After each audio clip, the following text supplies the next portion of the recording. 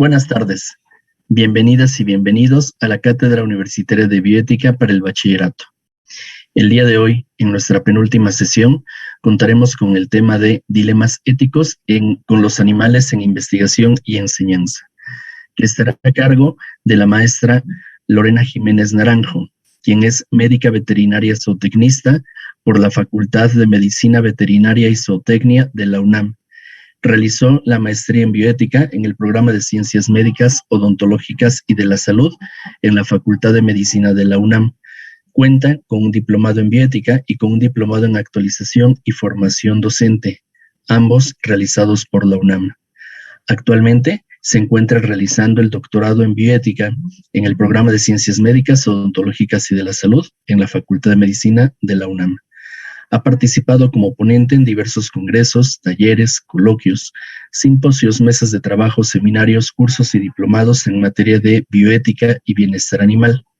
Laboró 12 años en la Dirección General de Zoológicos y Vida Silvestre, perteneciente a la Secretaría del Medio Ambiente del Gobierno de la Ciudad de México, en donde fungió como líder coordinadora de proyectos de bioética y bienestar animal en la Dirección de Bioética y Vida Silvestre.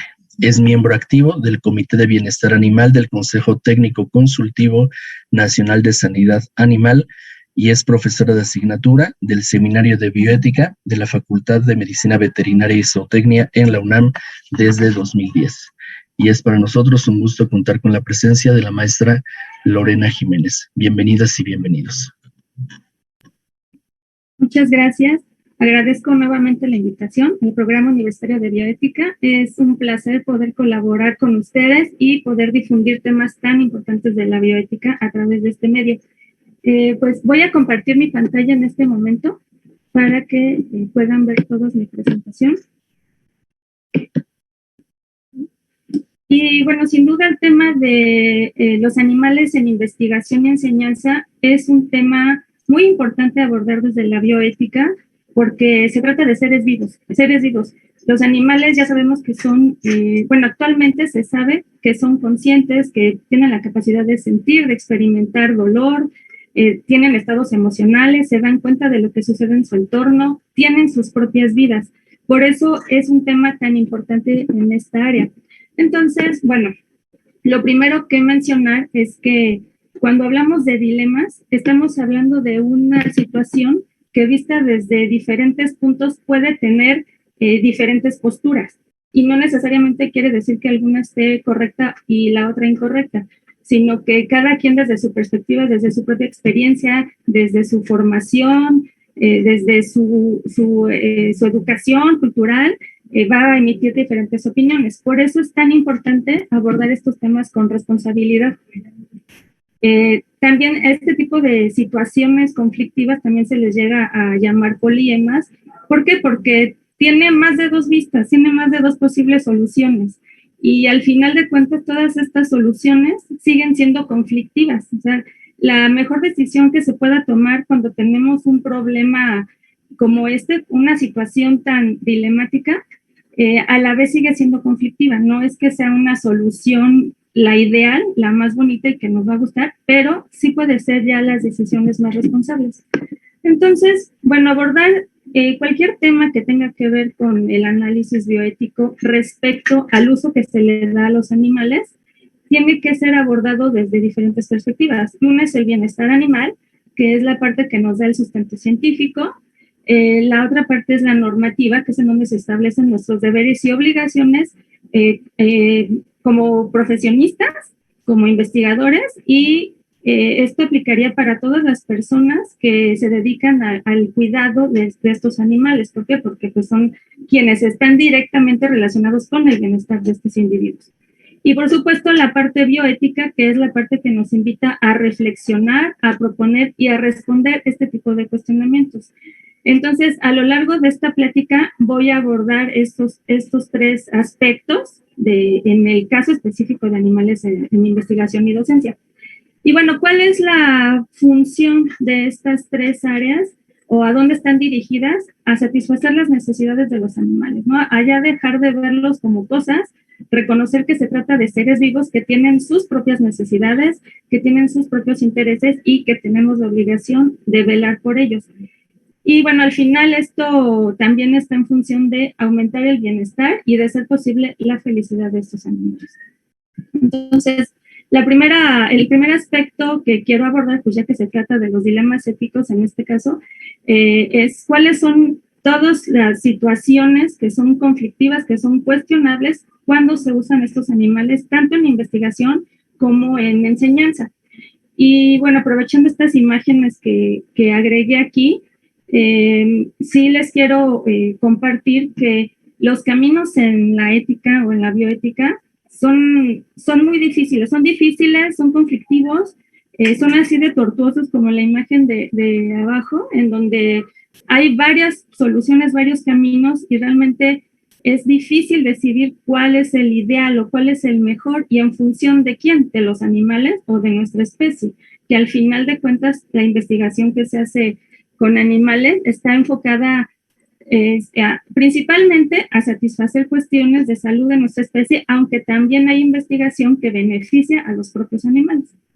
Entonces, generalmente no sabemos o estamos en este camino que no sabemos si irnos a la derecha o irnos a la izquierda, y si me voy a la derecha, ¿qué va a pasar? Y si me voy a la izquierda, ¿qué va a pasar? ¿No? Entonces, esto es lo difícil y por eso la existencia de la bioética, por eso es tan importante. Entonces, tenemos las dos partes, ¿no? Por un lado, se trata de investigaciones científicas de las cuales evidentemente se obtienen conocimientos y avances importantes para beneficio de nuestra especie, para nuestra salud. Ahorita vamos a ver en qué áreas generalmente se producen este tipo de conocimientos.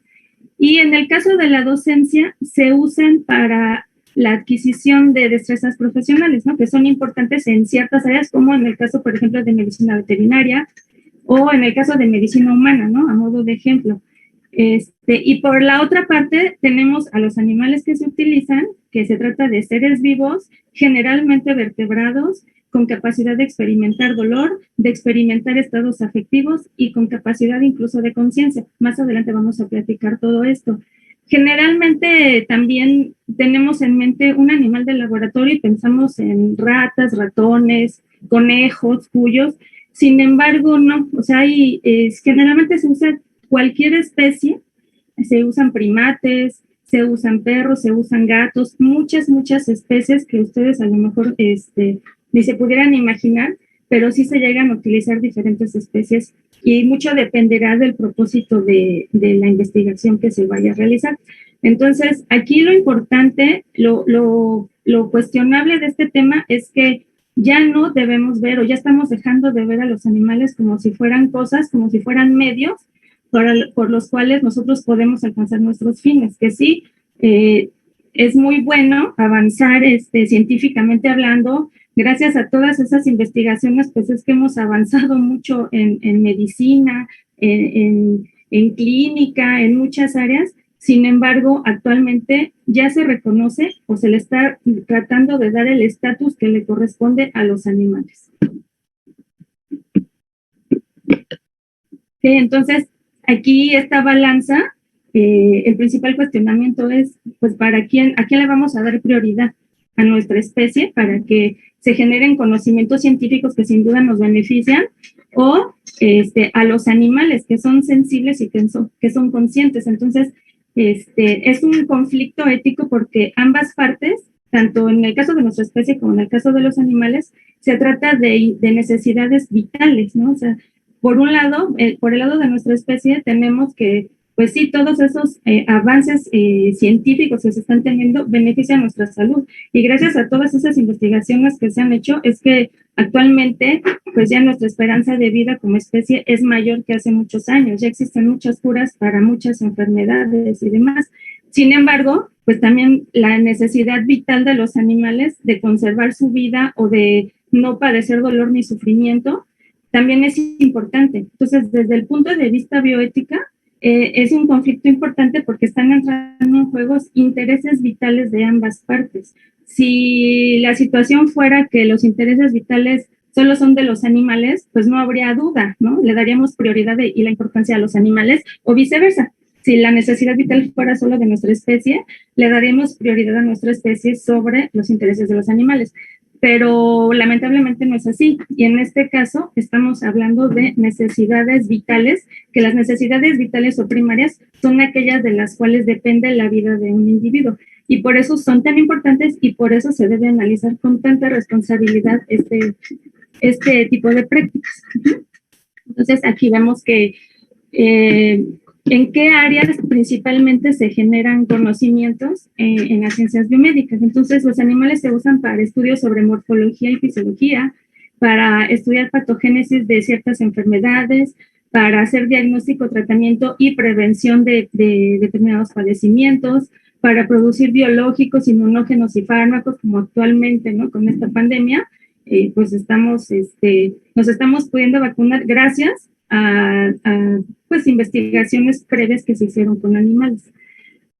También se estudian técnicas quirúrgicas, por ejemplo, y en el caso de la enseñanza, pues tenemos la adquisición de habilidades y competencias profesionales que también son importantes para llevar una buena práctica médica. Y de todo esto, todos nos vemos beneficiados al final de cuentas.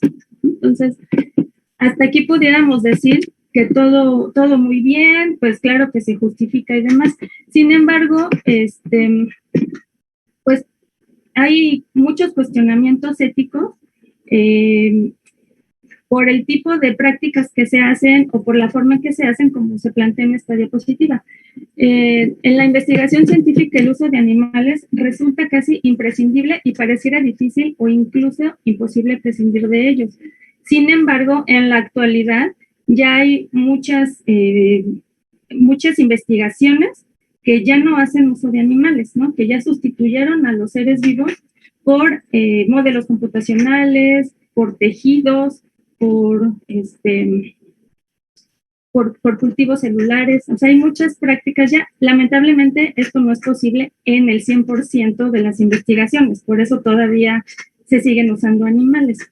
Es importante cuando haya un proyecto de investigación analizar el tipo, la pertinencia y el propósito de los estudios.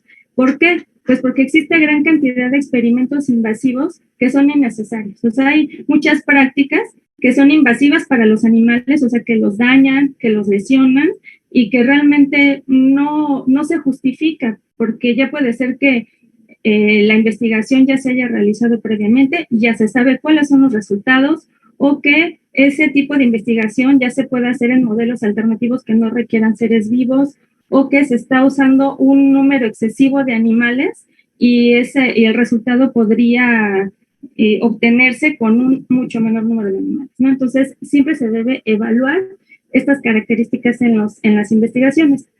Los protocolos no siempre son originales, ni responden a una pregunta trascendente, ni contribuyen a generar conocimiento. Entonces, pues hay muchas investigaciones que se duplican, ya sea porque pues, hay un interés por publicar nada más, o porque no se hizo una búsqueda exhaustiva de este tipo de investigaciones previas. Y por eso es tan importante publicar resultados tanto positivos como negativos, ¿no? Lamentablemente no se publican mucho los resultados negativos. Las preguntas de investigación a veces están mal planteadas y las metodologías experimentales contienen errores, por lo que los resultados al final no son fiables, y si no son fiables, entonces ya se usó la vida de muchos animales en vano.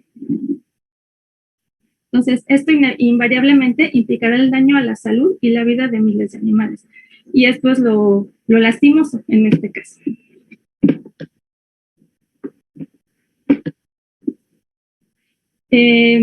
Uno de los cuestionamientos éticos al respecto es el doble estándar ético en la investigación, ¿no? Aquí cito textual de este artículo de dos de mis colegas de veterinaria y de bioética de aquí de la UNAM, y ellas plantean este doble estándar ético que se refiere a la contradicción ética con la cual como especie tratamos de justificar el uso de animales en la investigación biomédica, ya que se considera que somos parecidos, que en ellos se puede experimentar cosas que nosotros como especie sería muy cuestionable realizar y demás.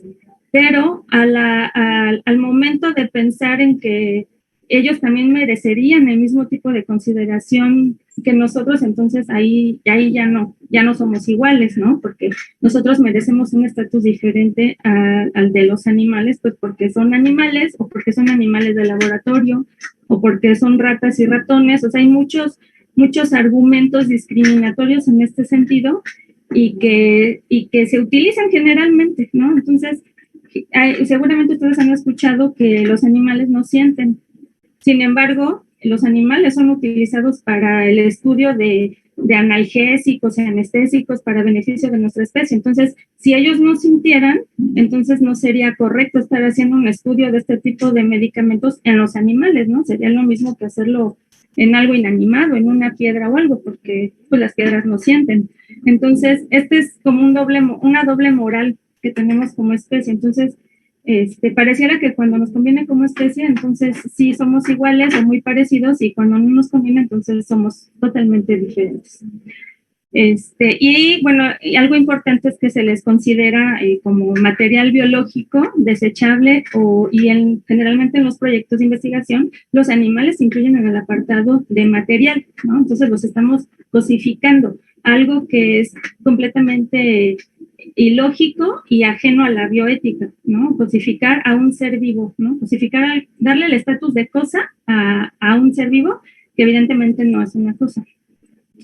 En la medida que los animales son similares a los humanos, debería ser casi igualmente inmoral o éticamente inaceptable someterlos a ciertos procedimientos a los que no someteríamos a nuestra especie, ¿no? Entonces, este es un llamado desde la bioética de tratar de ser coherentes y darles, si no el mismo estatus, por lo menos un estatus que sea acorde a las especies que estamos utilizando.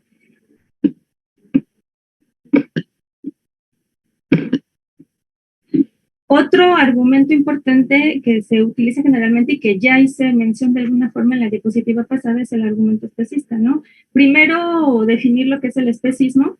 El especismo es una actitud de discriminación negativa que se comete contra otros seres vivos por el simple hecho de no pertenecer a nuestra especie, ¿no? Entonces, seguramente les suena o se acuerdan de los términos de racismo, sexismo, clasismo, y sí, son situaciones similares, nada más que aquí el motivo es la pertenencia o la no pertenencia a nuestra especie. Entonces, no hay una justificación para discriminar a otro ser vivo porque simplemente no es de nuestra especie. Por eso se le conoce como especismo.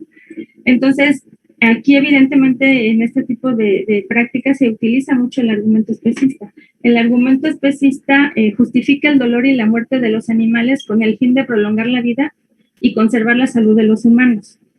Esto puede justificar la diferencia abismal que existe entre nuestra especie y el resto de las especies, ¿no? Esta creencia de que somos infinitamente diferentes al resto de las especies que habitan el planeta. Y bueno, ya sabemos que eso no es cierto, o ya existen muchos argumentos que refutan esta idea de esta diferencia abismal, y que lamentablemente y muy lastimosamente esta teoría de que somos superiores al resto de las especies, pues ha prevalecido por mucho tiempo y ha afectado no solo a los animales que se utilizan en investigación y docencia, sino a todas las especies, tanto que están bajo nuestro cuidado como las que están en vida libre y demás. Entonces, ya es como momento de dejar esta idea de lado y reconocer que hay una continuidad evolutiva entre nuestra especie y el resto, ¿no? Todos provenimos del mismo ancestro común y nos hemos ido diversificando en función de nuestras necesidades como especie. Y ninguna característica que nos diferencie debería ser una justificante para cometer discriminación contra otros, ¿no? Así como especie nos sentimos tan orgullosos de que pensamos y que razonamos y demás. Bueno, estas características ya se han identificado o se han descrito en los animales vertebrados por lo menos, y en algunos invertebrados incluso. O sea, no es una característica propia de nuestra especie, y aunque fuera una característica propia de nuestra especie, no sería motivo ni justificación para discriminar al resto, ¿no? Es como si de repente decimos, bueno, a ver vamos a darle mayor valor a los que puedan volar, ¿no? Pues entonces nosotros como especie no podemos volar.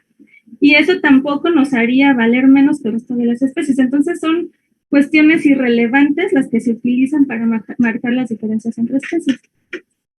Algunos filósofos postulan que es moralmente insostenible ver a los animales como meros medios, independientemente de los beneficios que podamos obtener, ¿no? Más adelante vamos a hablar de algunas propuestas filosóficas que han sido muy trascendentales en el caso de los animales en general y que están pues muy bien planteadas para resolver o tratar de resolver de manera responsable este tipo de conflictos. Y algunos otros filósofos plantean la necesidad del abolicionismo. Esto también es importante porque hay filósofos extremistas que su postura es erradicar totalmente el uso de animales en investigación y docencia. O sea, y esta postura, este tipo de posturas abolicionistas están tomando ya mucha fuerza de algún tiempo para acá. Y bueno, otra cosa importante mencionar en este argumento especista es que la investigación en humanos, aunque se haga en humanos, requiere de estudios previos en animales. O sea, no hay una investigación que se haga directamente en nuestra especie, sino que todas requieren de haber sido primero o realizar los ensayos y todos los estudios requeridos en otras especies. Entonces, de todas formas, pues se sigue utilizando animales. Otro cuestionamiento ético que se plantea es el paradigma tradicional, ¿no? Este argumento de la superioridad humana frente al resto de las especies y que se considere como una única forma de obtener conocimiento biomédico. Ajá. A pesar de saber que no todos los resultados obtenidos se puedan extrapolar al humano, se siguen usando animales. O sea, sí es muy cierto que muchos estudios se hacen en los animales. Sin embargo, no todos los estudios se pueden traspolar a nuestra especie. No es garantía, o sea, el hecho de que se usen animales no es garantía que todo va a resultar de igual forma en nuestra especie. Entonces, debería ser un factor importante, pues, para dejar de usar animales, por lo menos en ese tipo de prácticas, o buscar la especie adecuada, por lo menos, ¿no? Porque todas las especies somos diferentes, entonces también influye mucho el tipo de especie que se use. Si yo voy a hacer una investigación y ocupo, no sé, el ratón, porque pienso que es la única especie o es a la que tengo acceso con más facilidad, pero a lo mejor no es la especie adecuada. Entonces, pues se van a estar usando y sacrificando, entre comillas, animales en vano. Se les va a estar lastimando y quitando la vida sin ninguna necesidad, porque no va a aportar absolutamente nada al avance científico. También es muy importante buscar opciones no lesivas para los animales y siempre que sea posible sustituirlos.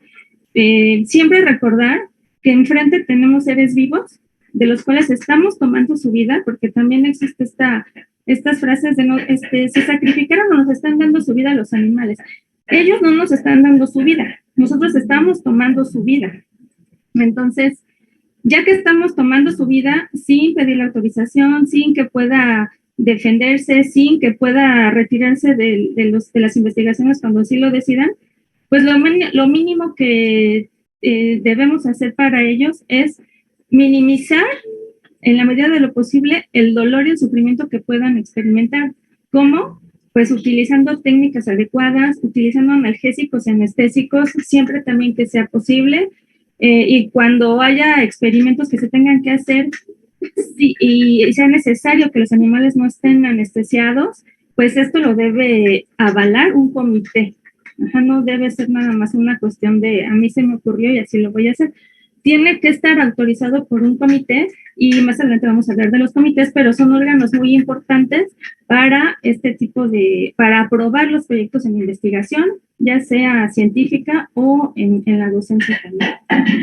Se deben buscar opciones, ese es el que acabo de explicar, y para ello es imprescindible respetar la propuesta de las 3 R's. Más adelante voy a profundizar en esto, pero esta propuesta de las 3 R's han trascendido en nuestros tiempos porque ya tienen más de medio siglo que se propusieron, pero han sido muy importantes y han sido la base para considerar lo mínimo que debemos hacer por los animales en investigación, ¿no? Entonces son reducir, refinar y reemplazar, pero repito, más adelante profundizo en ello. ¿En qué consiste? En el caso de la enseñanza, pues también es un área muy cuestionable. En la enseñanza de las ciencias biológicas se llevan a cabo una diversidad de prácticas que requieren el uso de animales para desarrollar competencias profesionales.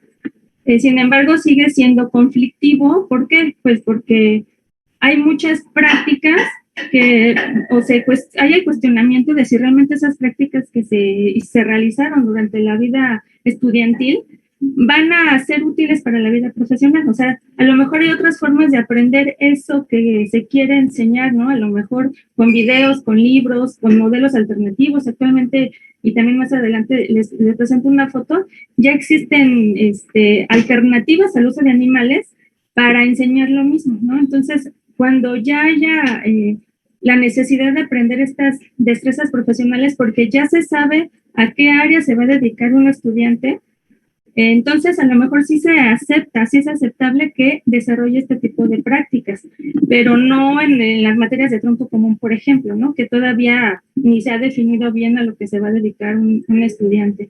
Entonces, pues también se debería valorar hasta qué punto sí se justifica utilizar animales vivos y en qué puntos pues realmente no. Existen manejos invasivos que causan daño a los animales y que por ello se consideran lesivos. Entonces, muchas prácticas que son invasivas, ¿por qué? Porque se les puede causar daño físico, daño emocional incluso, y les causan lesiones. Entonces, este tipo de prácticas son las que debemos estar evaluando siempre. Bueno, ¿qué argumentos hay? Que se considera que existen conocimientos y habilidades requeridas que únicamente se adquieren practicando con animales vivos. O sea, este es uno de los debates que hay de quienes defienden este tipo de prácticas. La desensibilización se considera deseable para crear buenos profesionistas, ¿no? Esto es algo que sí pasa, ¿no? Que el hecho de tratar de defender o de decir yo no estoy de acuerdo con esta práctica, pues puede llegar a causar comentarios o recibir como respuesta este tipo de comentarios de pues es que ya deberían estar insensibilizados. Y realmente, pues nunca se debería perder la empatía, ¿no? O sea, la empatía es algo que deberíamos conservar toda nuestra vida, que debería ser inculcada desde la infancia y conservarse. O sea, no está peleada la empatía con prácticas veterinarias o profesionales, por ejemplo, o en cualquier área que se requiera del uso de animales, ¿no? La empatía se considera como un factor protector en contra de otras patologías como sería, no sé, la psicopatía, por ejemplo, ¿no? Entonces hay algunos artículos que revelan esto, o sea, no deberíamos perder la empatía, ¿no? No es algo que deseable perder la empatía, ¿no? Siempre deberíamos sentir algo por el otro y ese sentir algo nos va a ayudar a minimizar los impactos que puedan tener nuestras acciones contra ellos, ¿no? No tratarlos como cualquier cosa. También el hecho de creer que para eso están los animales, o sea, el hecho de atribuirle a ciertas especies ciertas funciones es una cuestión totalmente equivocada. No es correcto, o sea, no es correcto decir, pues, al fin que los ratones están para eso, o al fin que los conejos están para eso. Realmente es una función que nosotros le hemos atribuido por nuestra conveniencia, ¿no? Para beneficio de nosotros.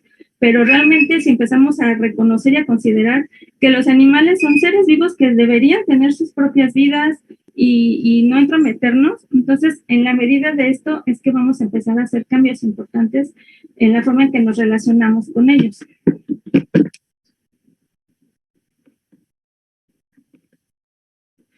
Y bueno, resaltando la parte vulnerable de los animales, hay muchas situaciones que los hacen vulnerables, ¿no? Y por lo cual merecen toda nuestra consideración y respeto.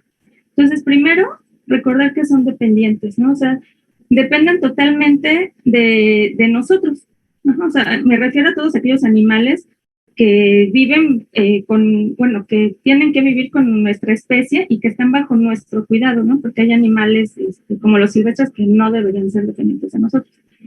No pueden protestar ni pedir ayuda, o sea, cualquier cosa que les pase, lamentablemente no la pueden expresar de forma que nosotros fácilmente lo entendamos, porque sí lo expresan de muchas otras formas.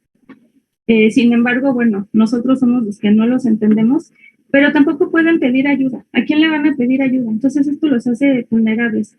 No nos pueden dar su asentimiento, o sea, el decirnos, sí quiero participar en este proyecto de investigación, Y en el mismo sentido, tampoco se pueden retirar de ningún proyecto de investigación cuando así lo decidan. O sea, ellos ya se les asignó esa función y ahí se van a quedar hasta que mueran, ¿no? Porque también es importante decir que todos los animales que participan en proyectos de investigación, al final, tienen que ser matados. No participan en las decisiones que otros tomen sobre su vida y su salud, pues también es algo importante de resaltar, ¿no? O sea, cualquier decisión que se tome, ellos ni participaron, ni tampoco pueden manifestar su opinión.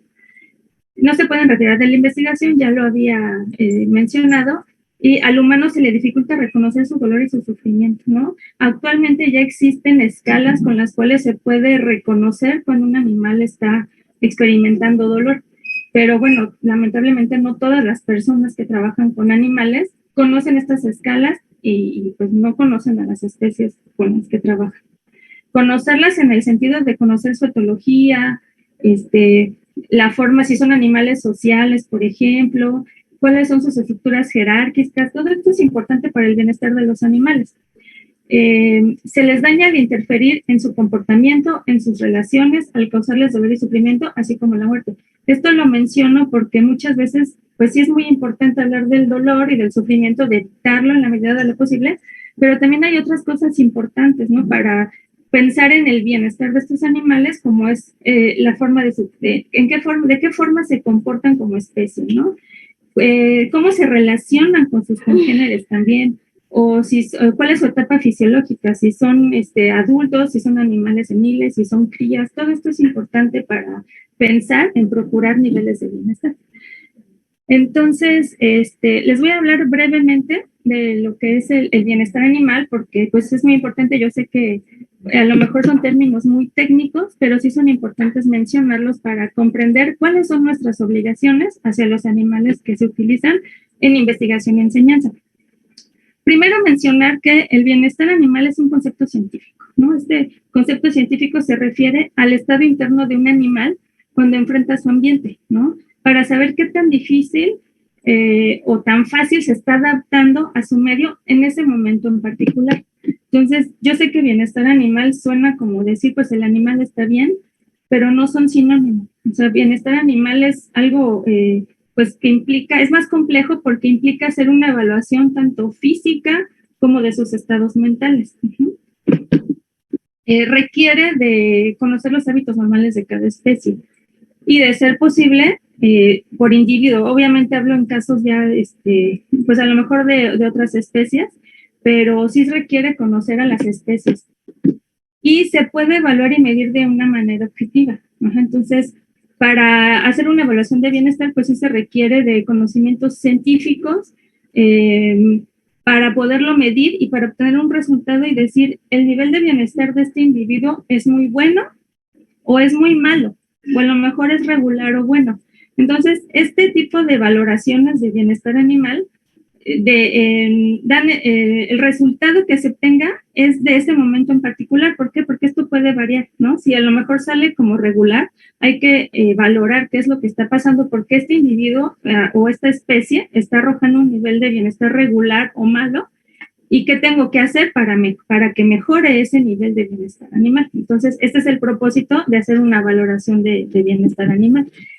Y aquí voy a tratar de explicarles con este esquema, con este arbolito, de qué se trata el bienestar animal.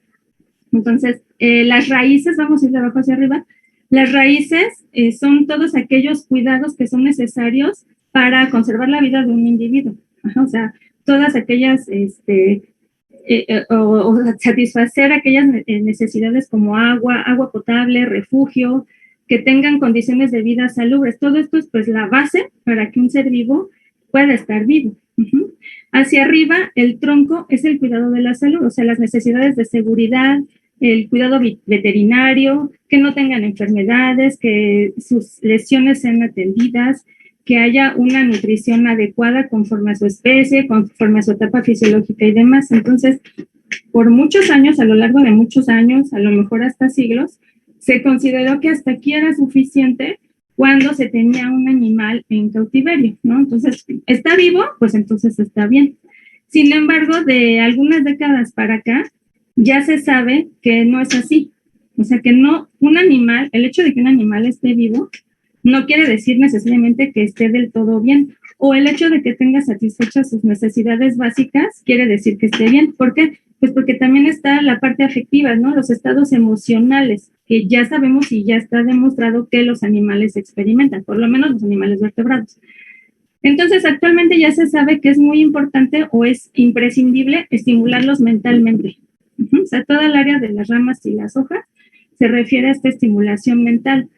Satisfacer necesidades sociales, por ejemplo, si se trata de animales sociales, que en su mayoría son sociales, sería totalmente injusto tenerlos aislados, porque además de todo lo que están viviendo el día a día como parte de proyectos de investigación, pues son animales que no conviven con otros individuos de su especie. Y les digo que actualmente ya se sabe que se debe también satisfacer esta parte. Y hacia arriba, la parte de las aves, pues se trata de conservar y fomentar habilidades naturales en la medida de lo posible, ¿no? O sea, ya son cuestiones como de tratar de que los animales puedan elegir, ¿no? Pero para que puedan elegir, pues deben tener opciones para que eso suceda. Por ejemplo, si una hembra está gestante y va a parir, a lo mejor pues no le hago el nido, ¿no? No le doy un nido a lo mejor prefabricado y muy bonito porque a lo mejor no es la necesidad o no es el deseo de esa hembra. Pero si yo le doy los elementos necesarios para que ella pueda hacer su nido, entonces ella va a elegir lo que mejor le parezca, lo que desee, que muchas veces está en función del cuidado y protección de sus crías. Entonces ella hará su propio nido, ¿no?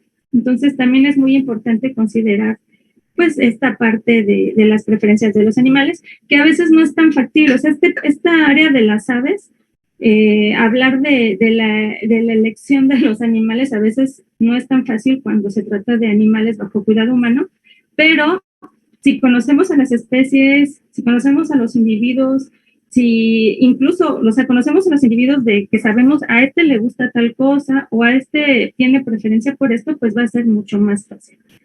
Pero bueno, ya es como el fin último y lo más deseable en el bienestar animal. Sin embargo, sí debemos considerar que por lo menos la estimulación mental sí es indispensable para cualquier ser vivo. Ahora, también tenemos parámetros para saber cuáles son esas necesidades mínimas de bienestar animal. Entonces, este es un cuadro en donde se plantean los 5 dominios físicos funcionales que se consideran lo mínimo que debe tener cualquier ser vivo. Entonces, primero hablamos de nutrición, importante también hablar del entorno, de la salud física, de la conducta, y estos 4 dominios van a repercutir en el dominio mental. Entonces, un animal que está bien en su nutrición, que tiene un entorno adecuado conforme a sus necesidades, que goza de buena salud física y que cuenta con elementos importantes para desarrollar sus comportamientos, pues invariablemente esto va a repercutir de manera positiva en sus estados mentales, ¿no? Va a ser un animal que esté feliz, que tenga bienestar mental, pero si estos 4 dominios de la parte superior son negativos, entonces va a repercutir de manera negativa en los estados mentales, ¿no? Entonces, si un animal no tiene buena alimentación o no es suficiente, si no tiene un entorno adecuado para desarrollarse etológicamente como especie, o si está enfermo, o si no cuenta con elementos importantes para expresar comportamientos necesarios, pues va a ser un animal que esté frustrado, que esté triste, que esté deprimido y demás. Entonces, todas van de la mano. Todas son importantes, no podemos prescindir de ninguna de ellas. Y cuando prescindimos de alguna de ellas o cuando ignoramos más bien una de ellas, pues van a haber consecuencias negativas. Entonces, si ustedes se fijan, en cada uno de estos dominios hay una parte negativa y una positiva. Entonces, las experiencias en cada uno pueden ser positivas o pueden ser negativas.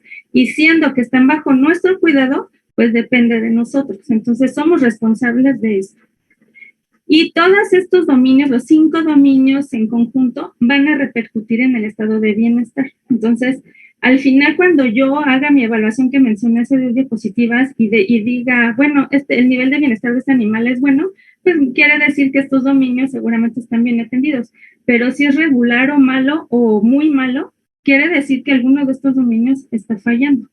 Repito que estos 5 dominios es lo que se considera mínimo indispensable, ¿no? Si se pueden hacer otras cosas y conocer mejor a los animales, pues mucho mejor, porque entonces va a haber una mejor atención a esas necesidades de los animales.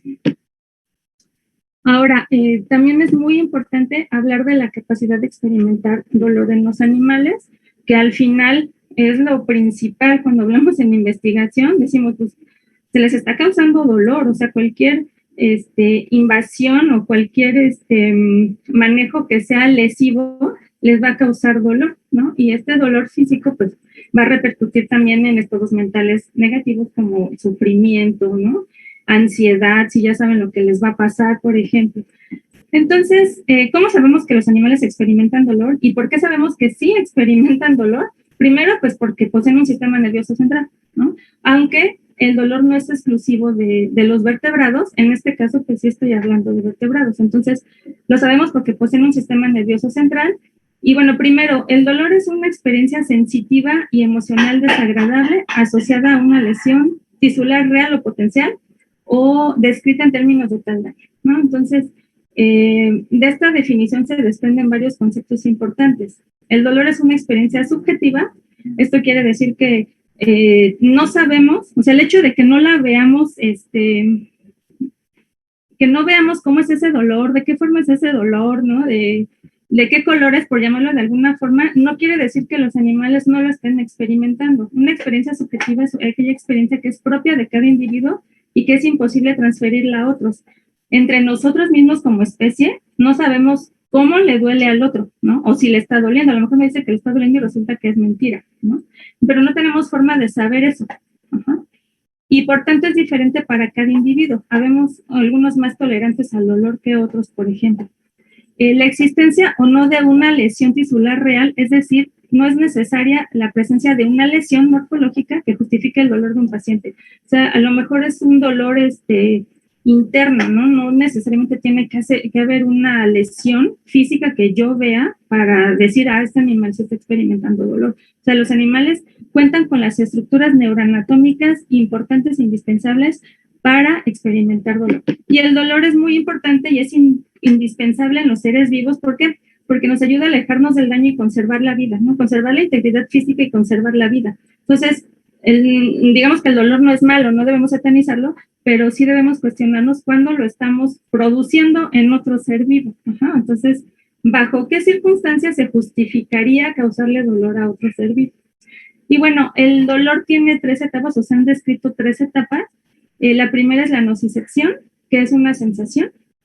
Es un proceso inducido por estímulos nocivos sobre receptores sensoriales específicos llamados nociceptores.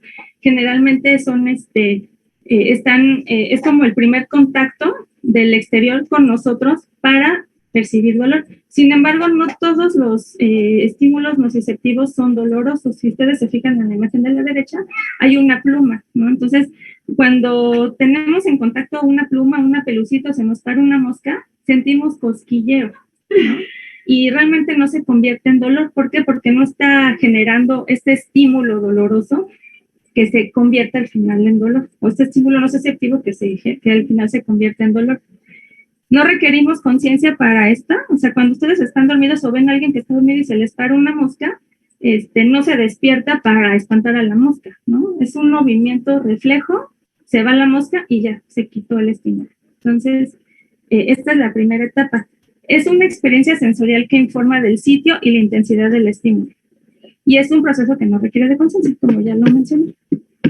La segunda etapa es el dolor, propiamente dicho, que implica una reacción emocional. Entonces, es la experiencia sensitiva y emocional desagradable asociada a daño en el organismo que provoca respuestas aversivas, vegetativas o motoras, ¿no? O sea, pueden ser respuestas conscientes o respuestas inconscientes que genera nuestro organismo para evadir ese estímulo doloroso.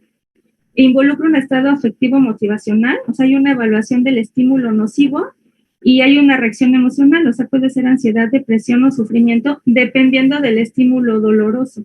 O sea, si es la desventaja con los animales es que no saben de qué se trata, ¿no? A lo que voy es, por ejemplo, vamos y nos vacunamos y ya sabemos que el piquete nos va a doler.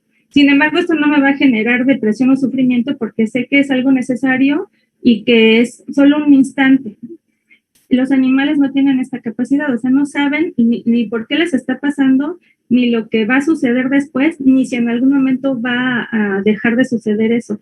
Por eso los animales sí tienden a desarrollar este tipo de estados emocionales si no se hace de manera correcta principalmente. Y bueno, esto también genera un impulso para generar una acción. ¿Y cuál es la importancia? Como ya se los mencioné, preservar la vida y la integridad de los organismos, ¿sí? Y se ha conservado en todos los animales a través de la evolución. Por lo mismo. Si no experimentáramos dolor, pues nos moriríamos a la primera que salimos a la calle, ¿no? Porque no evitaríamos cualquier tipo de accidente que pudiera poner en riesgo nuestra vida. Y la tercera etapa es el mecanismo cognitivo evaluativo, que es la etapa consciente, que nos permite evaluar el daño y que también pues implica tomar la decisión del comportamiento a seguir. O sea, ya me dolió, ya me lastimó, como animal, pues deben decidir si van a huir, si se van a defender, si se van a hacer el muertito, como se dice, qué van a hacer para tratar de evitar ese estímulo nocivo. Ajá, entonces, cuando se enfrentan, por ejemplo, a un depredador, o sea, tienen que evaluar la situación, ¿no? ¿Qué es lo que más les conviene para tratar de sobrevivir? Y lo mismo en el caso de un estímulo por algún objeto animal.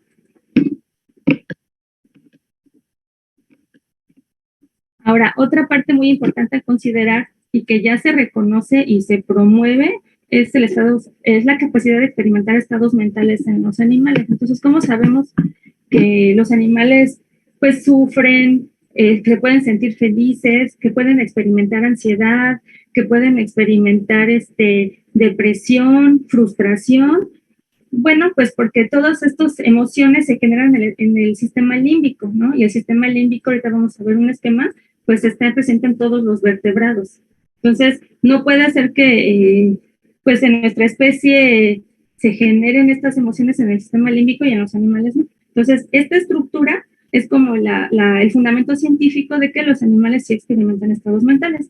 Y los estados mentales se componen de emociones y de sentimientos, ¿sí? Las emociones implican un cambio en el cuerpo como respuesta a un evento o estímulo externo, y los sentimientos es la experiencia subjetiva de ese cambio en el cerebro.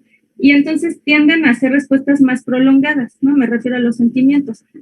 Entonces hay una expresión corporal perceptible que informa a los demás acerca del estado emocional y es a través del comportamiento. O sea, el hecho de que los estados mentales sean experiencias subjetivas y que no tengo acceso a ellos, no quiere decir que no hay forma de saber que un animal se está sintiendo triste, porque eso lo veo a través del comportamiento. El comportamiento sí lo veo.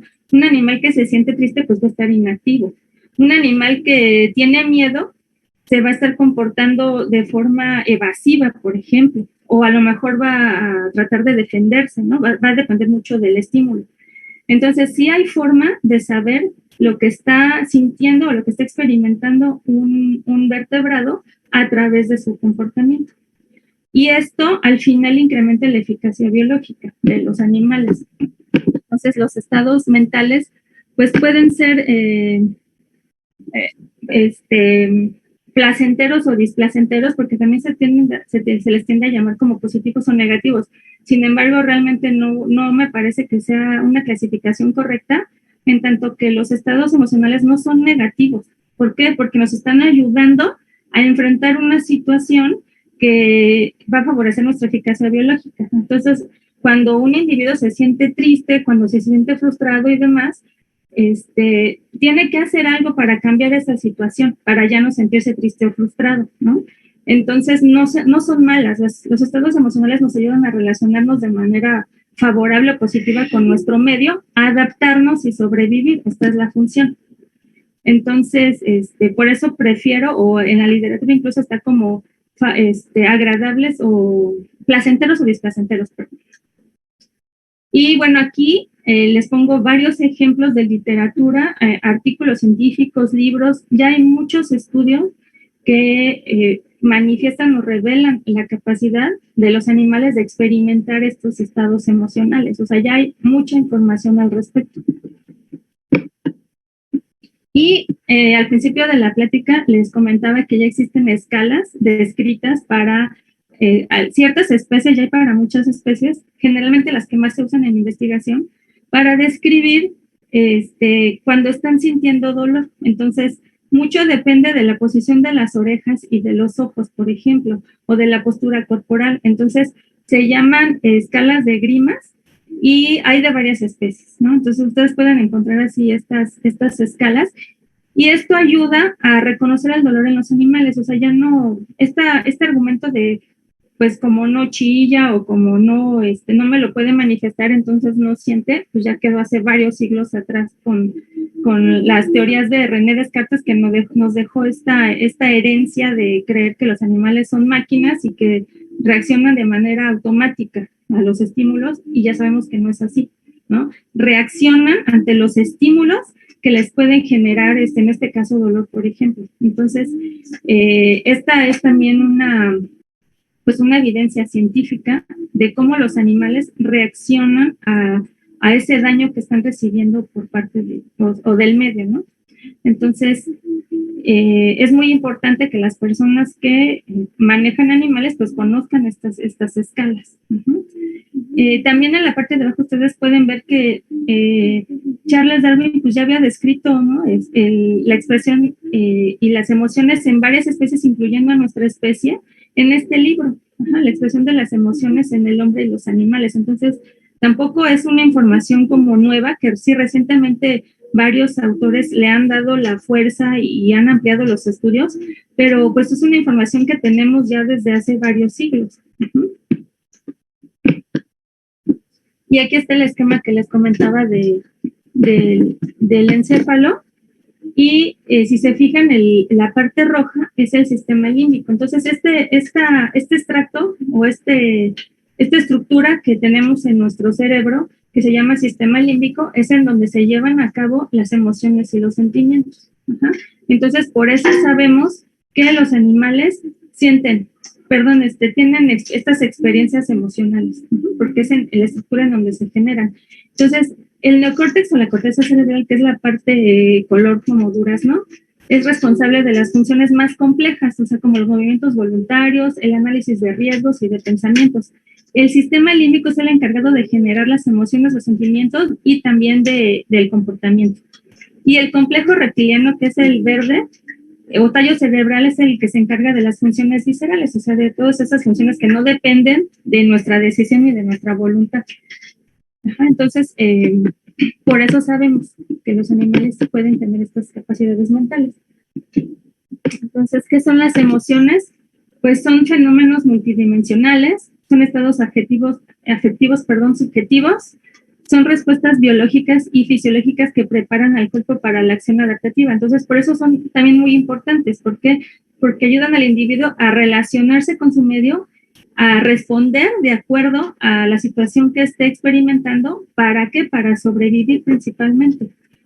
Tiene componente subjetivo, biológico, fisiológico y social. Entonces ya están muy descritas estas emociones en los animales y ya no hay forma de negarlas. Aquí les pongo algunos placenteros y algunos displacenteros, como el miedo, la alegría, la sorpresa, la tristeza, el desagrado o el asco, la ira, sufrimiento, ansiedad, frustración, afección o pena, pérdida de la esperanza y depresión. Y digamos que estas son algunas de las que ya están bien descritas, aunque hay diversos autores mencionan muchas otras. Entonces, son pues características o estados mentales que son propios de un vertebrado. Entonces, los animales también los experimenta. Otra parte muy importante también a considerar, pues, es la parte etológica, ¿no? Que también ya sabemos que es muy importante, y ya platicamos que a través del comportamiento podemos tener acceso a los estados emocionales en los animales, pero también hay muchas cosas importantes que considerar del comportamiento de los animales, y eso nos ayuda a tener manejos adecuados en ellos. O sea, cómo conformar grupos sociales, por ejemplo. Pues si son grupos sociales, es importante que hagan grupos sociales y que establezcan jerarquías. O sea, que haya un líder que ellos determinen, o sea, que solitos conformen esos grupos sociales. ¿Por qué? Porque si yo de repente meto dos líderes en un grupo, pues se van a matar. van a terminar por matarse y eso afecta la vida de estos animales. Entonces, hay que tener muchas cuestiones en cuenta. O, por ejemplo, si se trata de aves, pues deben tener espacio para que puedan llevar a cabo el comportamiento de perchar, por ejemplo. Deben haber troncos para que puedan perchar. Si yo dejo un ave todo el tiempo en el piso, va a tener problemas de pododermatitis, ¿no? Entonces, sí es importante saber qué tipo de comportamiento tienen como especie para atender esas necesidades. Y bueno, aquí algunos ejemplos de etólogos muy importantes que han dado pie a esta área para que se siga desarrollando y que se han arrojado o que han arrojado información muy valiosa y muy importante para conocer a los animales, ¿no? Ya esta idea de que los animales son máquinas y demás, pues ya quedó o ya debería quedar hace mucho, mucho atrás, ¿no? Ya deberíamos darle más difusión a estas áreas, ¿no? Que estos personajes tan importantes han dado pie a esta información. Y del lado izquierdo, del lado superior derecho, pues un libro que habla sobre comportamiento. Y de comportamiento hay también muchos libros y mucha información científica de los animales. Es muy importante, bueno, ¿para qué sirve la etología? Es la que se encarga de observar y describir detalles del comportamiento animal con el propósito de conocer la manera en que los mecanismos biológicos funcionan. Entonces hay muchas estrategias que se establecen desde la etología para conocer, tener acceso a esta información que de alguna forma es secreta, y lo pongo entre comillas, en los animales, porque ya sabemos pues que no es tan secreta si hacemos o si interferimos en esas vidas subjetivas de manera correcta. Entonces es importante conocer la forma en que se comportan las diferentes especies de animales usados para investigación. Esto garantizará mejores resultados en la propia investigación y permite el apego a protocolos bioéticos en las instituciones y laboratorios con que deben cumplir, ¿no? Y bueno, estamos justo a la mitad de la sesión y me gustaría aquí hacer una breve pausa en caso de que tengan preguntas para continuar con la segunda parte.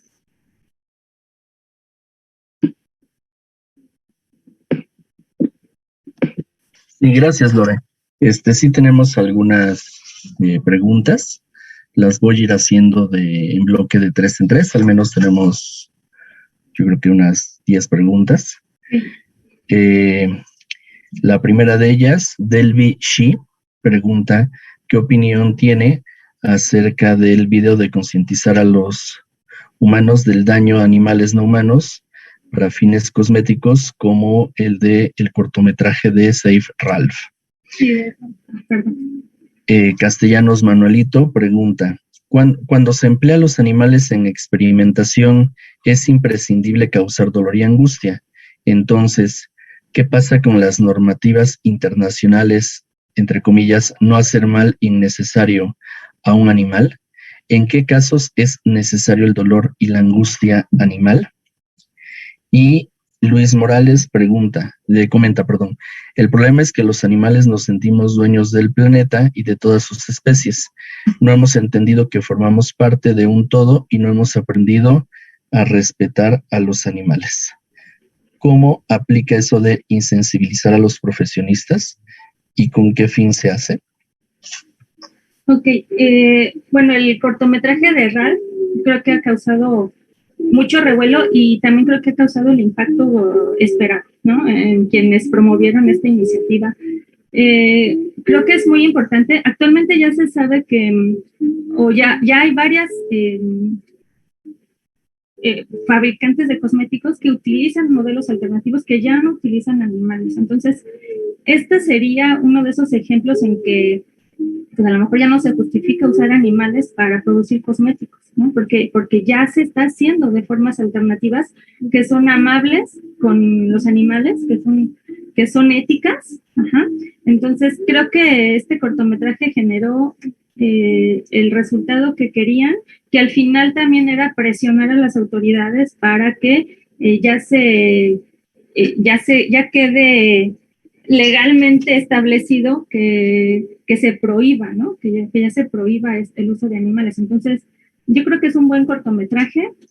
Explica de manera muy simple y a la vez muy, muy impactante lo que pasa en los animales que se usan en este tipo de prácticas. Entonces, bueno, a mí me parece un buen cortometraje e insisto que al final logró el cometido de tanto que buscaba, ¿no?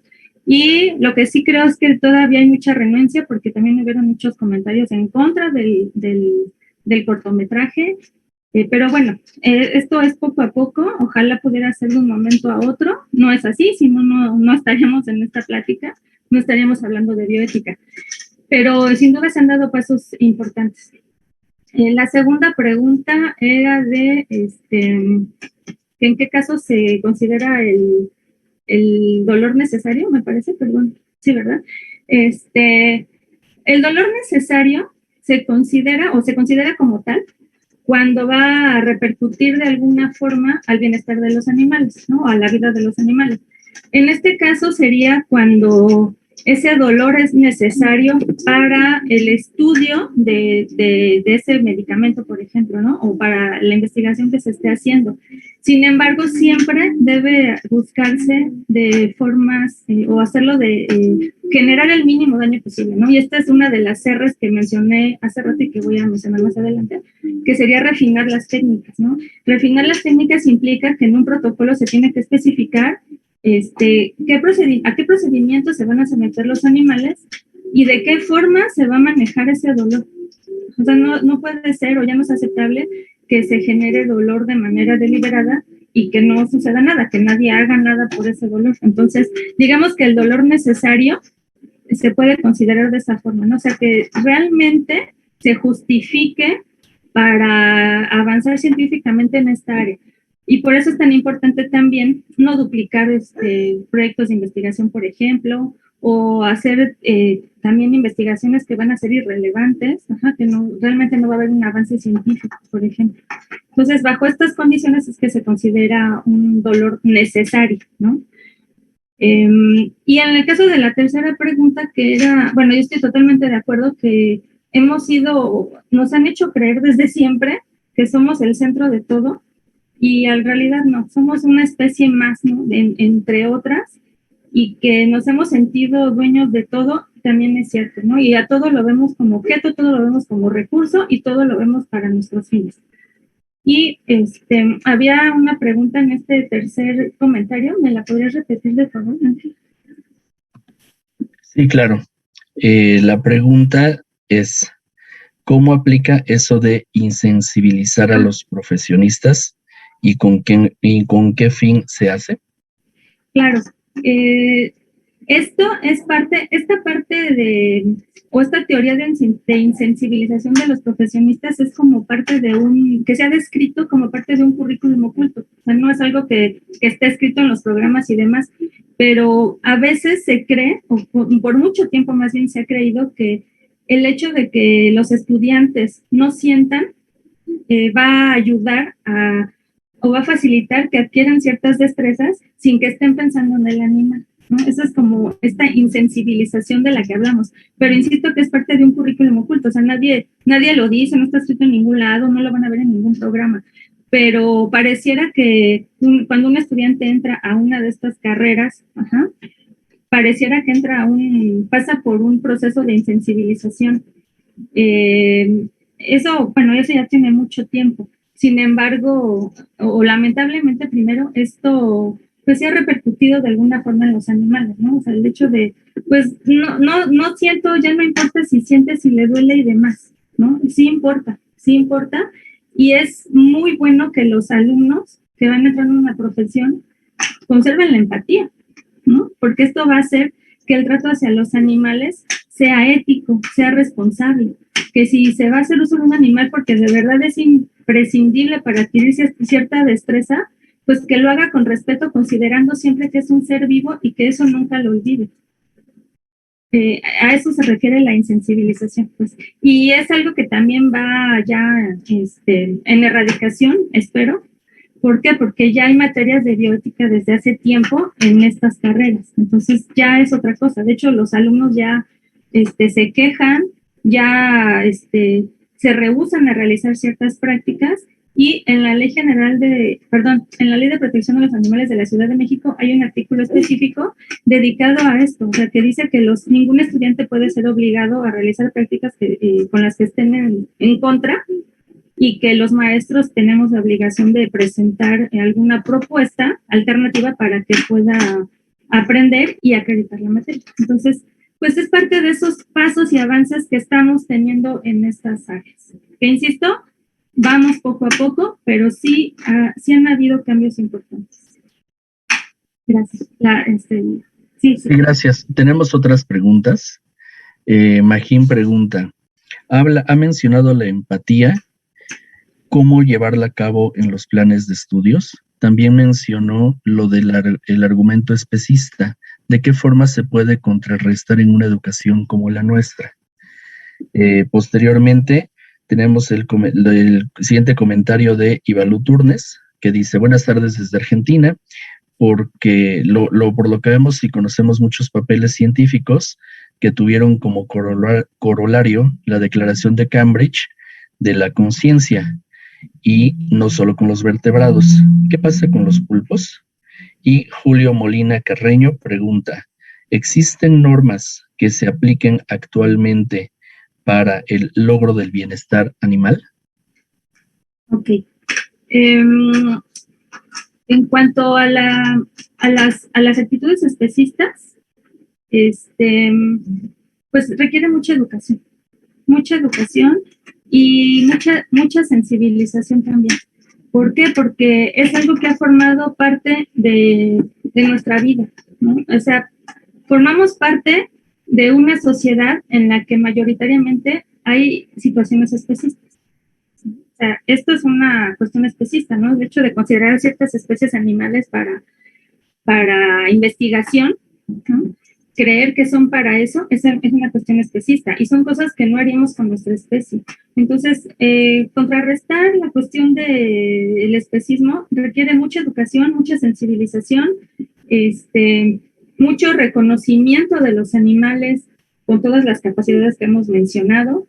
Hay muchas propuestas, filósofos, bueno, han hecho trabajos increíbles en esta área, han abogado por los animales de una manera excepcional y han sido pie para estos cambios. Entonces, al rato vamos a platicar de unos, pero ustedes seguramente ya conozcan algunos otros, pero ha sido muy importante este trabajo. En cuanto a las normas para promover el bienestar animal, tenemos normas y tenemos leyes aquí en México que muchas están enfocadas al bienestar de los animales, aunque realmente faltan muchas cosas, ¿no? O sea, no son documentos perfectos, son muy perfectibles, de hecho, pero hay apartados que hablan, por ejemplo, del trato digno y respetuoso, que a pesar de que hablar de ese término no es como muy amable, ¿no? Porque el trato digno y respetuoso es un concepto muy ambiguo que se puede abrir a diversas interpretaciones.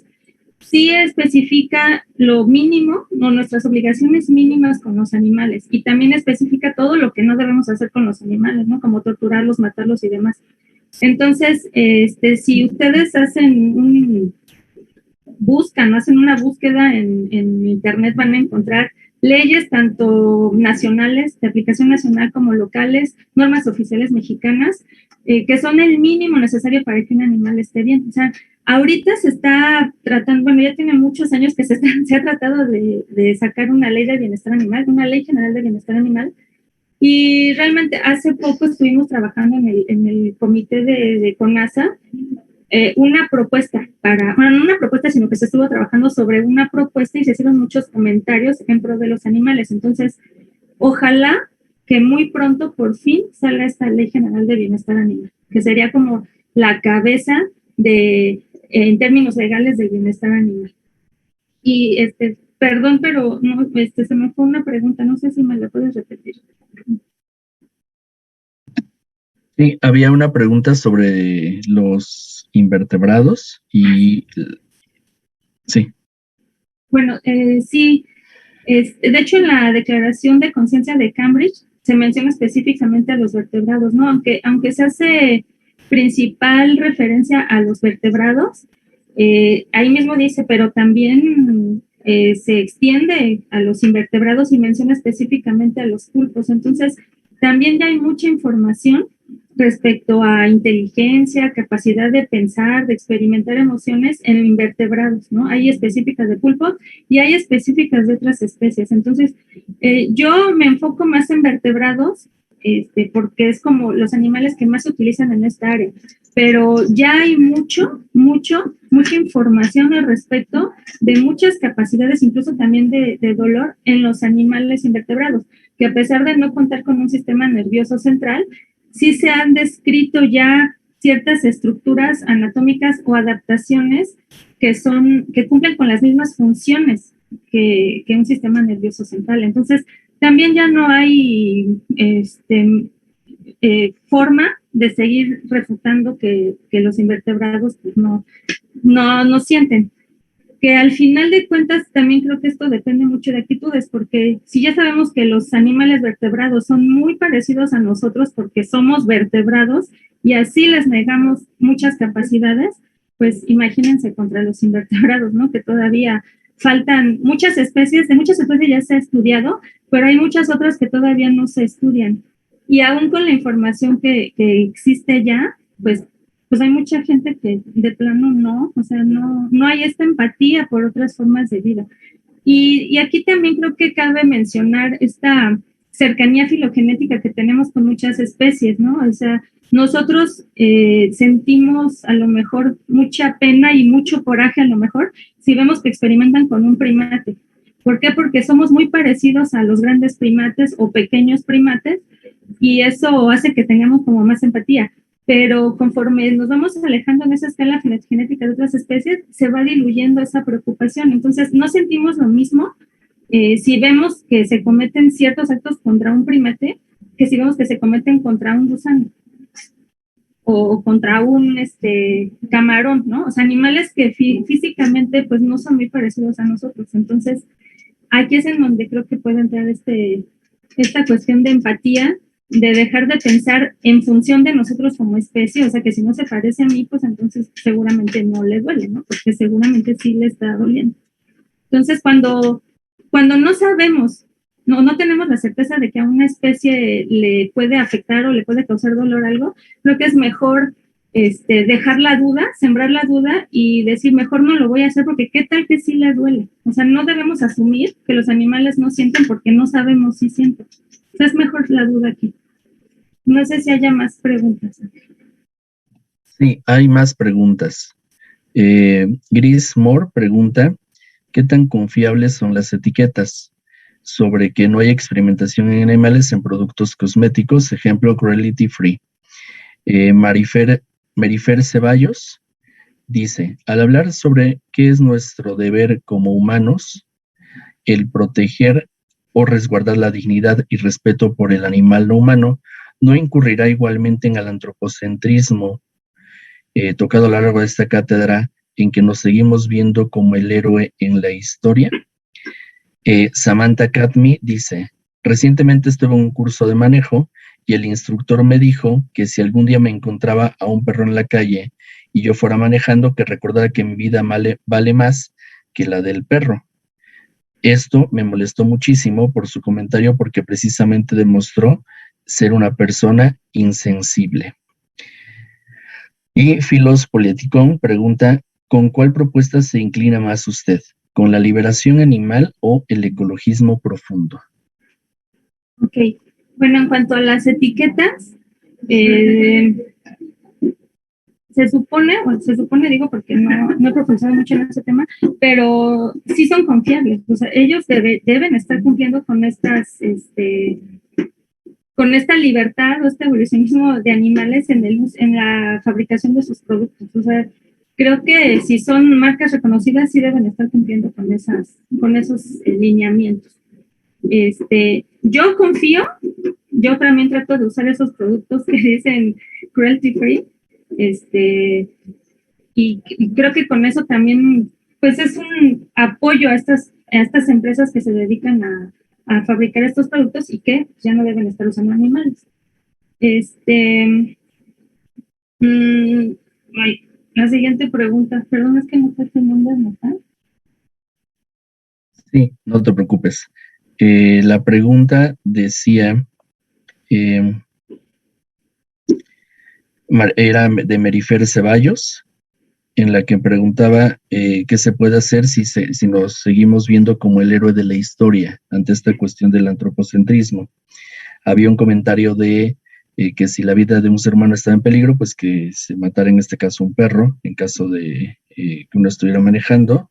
Y una pregunta era sobre con qué estaba usted más de acuerdo, con la liberación animal o el ecologismo profundo. Ok. Es que las estoy anotando aquí. Bueno, esta postura antropocentrista con la que pues nacimos y hemos crecido, ya debe haber ya un cambio radical, porque si no, digo, en una postura también muy antropocéntrica, ¿verdad? Pero a la larga nos va a acabar afectando a nosotros mismos. Y digo antropocéntrica porque muchas veces tenemos que ocupar el argumento antropocentrista para lograr cambios. ¿Por qué? Pues porque todavía hay mucha renuncia a una postura zoocéntrica, ¿no? Pensar en que los animales o el entorno en general tiene pues un valor propio, ajá, que debemos reconocerlos o respetarlos por ese valor o ese valor intrínseco en sí mismo. Casi siempre todo es en función de nosotros. Entonces, repito que falta mucha educación y muchas veces sí es válido hacer uso de estos argumentos antropocentristas. Si no le paras, como especie, algo nos va a caer, ¿no? Que ya nos está pasando, ya estamos pagando o viviendo las consecuencias del antropocentrismo. Creo que también es muy importante recordar que desde la historia muchos pensadores planteaban esta idea de es importante no maltratar a los animales porque a la larga se puede revertir ese mal contra nuestra propia especie, cuestión que es cierta, ¿no? Sabemos que cuando se maltrata a un animal, que es el eslabón más débil en esta cadena de violencia, a la larga este mal va a alcanzar a nuestra propia especie. Entonces, creo que aquí sí se vale hacer uso de pues diversos argumentos, ajá, aunque suenan antropocéntricos, pero que marquen un cambio. Que lo ideal sería, ¿no? O sea, lo ideal sería reconocer a los animales en sí mismos. Entonces, sí, es algo muy arraigado, pero igual, ahí vamos poco a poco. En el caso del ejemplo del perro, de este comentario, pues sí, muy lamentable, ¿no? De, bueno, si ves un perro, atropéllalo, porque primero está tu vida. O sea, es muy cierto que cuando estamos en una situación de su vida o la mía, pues generalmente vamos a pensar en nuestra propia vida. Hay un principio que plantea Paul Taylor, que incluso más adelante voy a platicar de él, que se llama principio de proporcionalidad. Y este principio con este principio Paul Taylor nos invita a resolver estos conflictos en los que la vida de dos seres vivos están en juego, ¿no? O sea, bueno, cuando entran en juego principios. En este caso sería, a lo mejor puedes evitar atropellar al perro, tampoco es de, pues voy a atropellar al perro porque así me enseñó mi instructor y a lo mejor podías evitarlo. Si se trata de una situación en la que tu vida depende de ello y no hay otra que atropellar al perro porque si tratas das el volantazo o lo que sea, a lo mejor, pues, no sé, tu vida corre peligro, se puede justificar, digamos, pero no se trata de, pues al fin que es un perro, mátalo, no importa. O sea, cuando nuestra vida está de por medio, es válido, ¿no? Y aún así no significa que sea algo bonito y que vayas a estar muy tranquila y feliz si algo sucede. Creo que aquí lo doloso fue el comentario o la forma en que te hicieron ese comentario, ¿no? Que después sí, no es algo correcto. Yo alguna vez, en una avenida grande, un gatito, ¿no? Una cría de gatito que estaba aquí en la avenida y estaba pasando abajo de los carros. Entonces me detuve a tratar de agarrar al gatito, que yo creo que tenía como 2, 3 meses, estaba muy pequeño. Y entonces, bueno, el gato se me escapaba y se me escabullía y demás. Y en eso llegó un policía, que se supone que los policías pues deben conocer las leyes, ¿no? Y en México y demás. Y me dice, ya que agarré el gato, me dice, échamelo aquí en la camioneta, yo ahorita lo aviento en un parque. O sea, el gato aparte estaba moribundo porque se ve que ya lo habían atropellado. Y entonces, híjole, dije, bueno, O sea, este policía no sabe que eso que quiere hacer, pues está penado, ¿no? En la Ley de Protección de los Animales de la Ciudad de México. Obviamente le dije, no, gracias, yo me llevo al gato. Pero sí me sorprendió mucho este argumento así como tan fácil de échamelo aquí en la camioneta, yo lo aviento en un parque.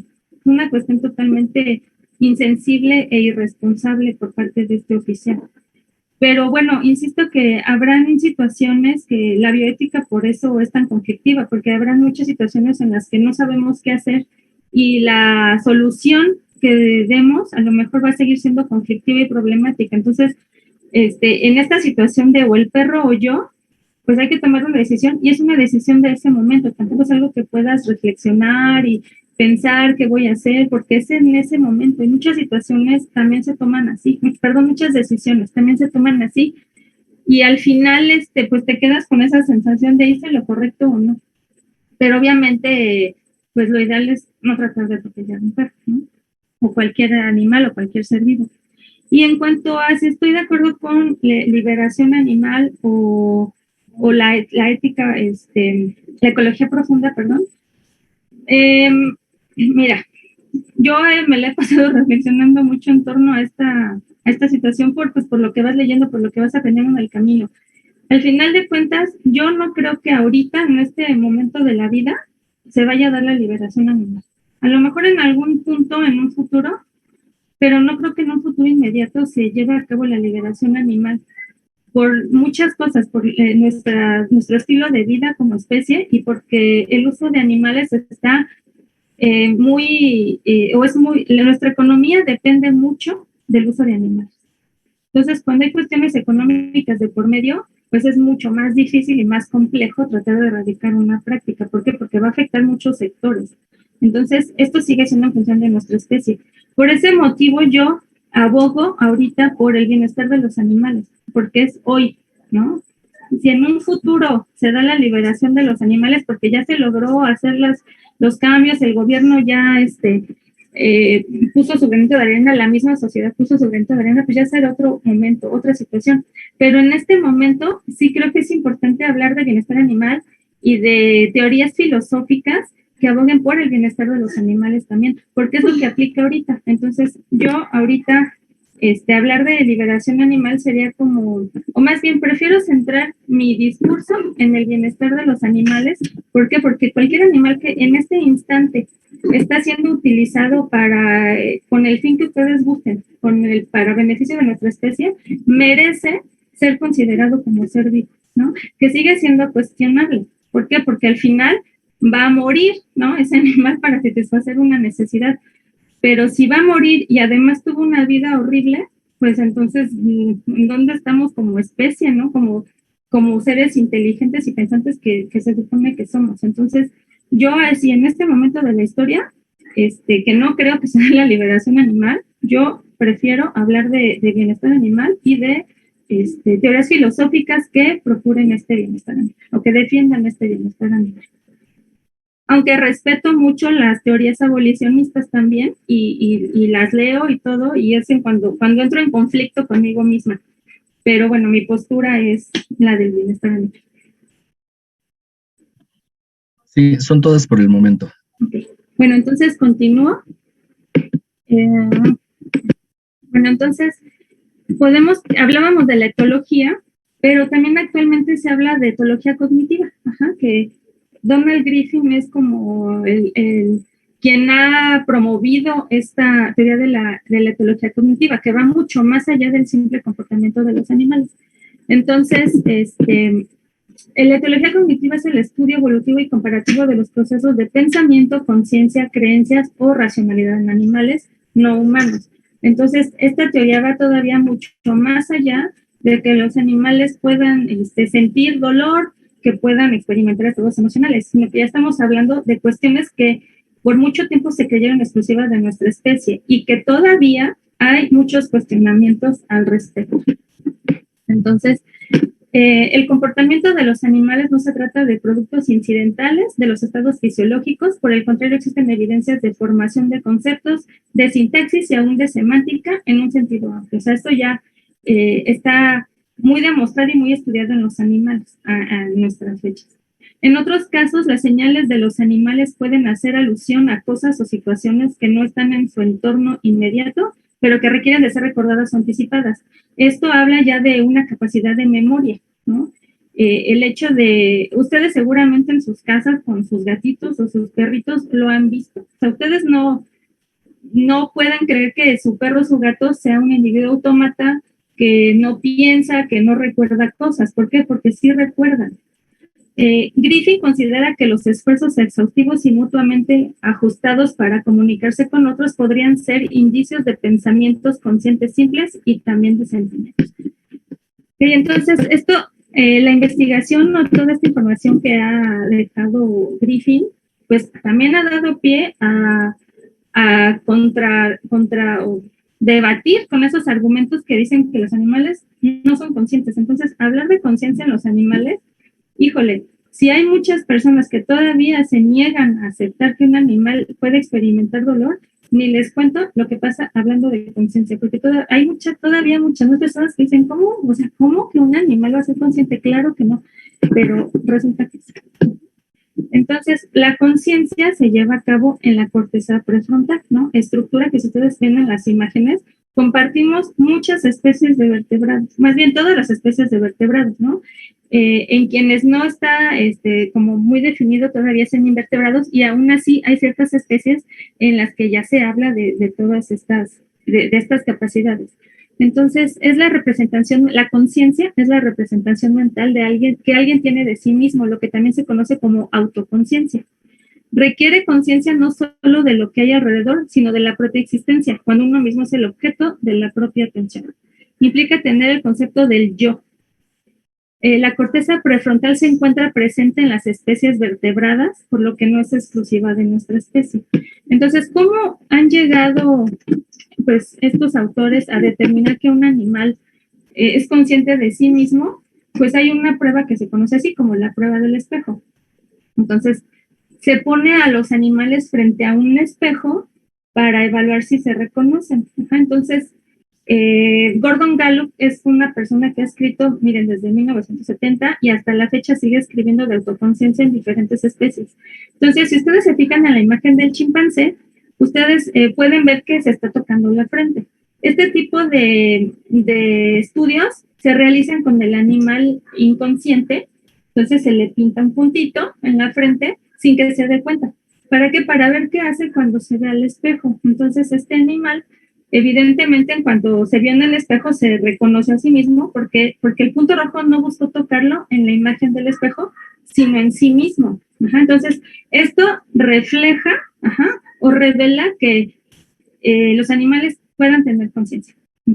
Conciencia de sí mismos, de su existencia, y que saben que el que está en el espejo, pues es el mismo. Por eso decía la doctora Banda, en el argumento que puse en la diapositiva anterior, decía, requiere del concepto del yo.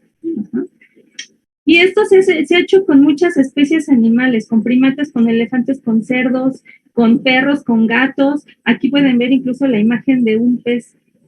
Entonces, se estima o se cree que los animales incluso tengan conciencia de otras mentes. ¿Por qué? Porque cuando los animales, por ejemplo, cuando un animal se siente en peligro porque es en su situación de presa y está ante un depredador, pues se hace el muertito, ¿no? Entonces, se hace el muertito, ¿para qué? Para hacerle creer al otro que está muerto, ¿no? Para evitar ser devorado. Entonces, pues esta es una estrategia que implica una vida o una actividad mental muy compleja. Entonces, por eso se cree que incluso tengan conciencia de otros mentes, ¿no? Y esto también sucede, o sea, esto no tienen que ir a un laboratorio o hacer estudios con especies de este tipo. Ustedes seguramente, alguien de este foro tenga algún perro o algún gato que los ha tratado de engañar, ¿no?